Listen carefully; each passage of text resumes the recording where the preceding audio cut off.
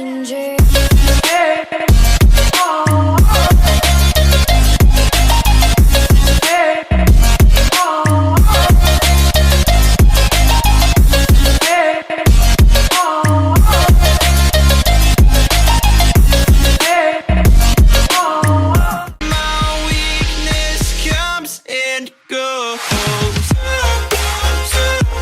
E aí galera, beleza? Trazendo mais um vídeo aqui pro canal Daniel Bike Vlog. Sejam bem-vindos a esse canal. Bora lá galera. Então galera, bora começar pelo quadro. O quadro se chama Soul, o modelo SL100. O quadro é feito de alumínio. E é isso.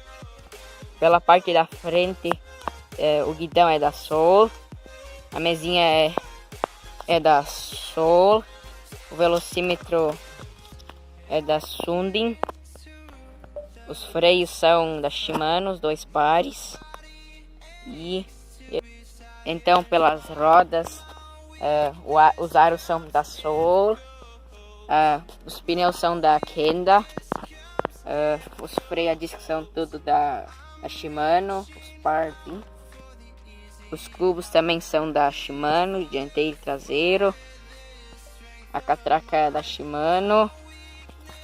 O câmbio também é da Shimano Altus.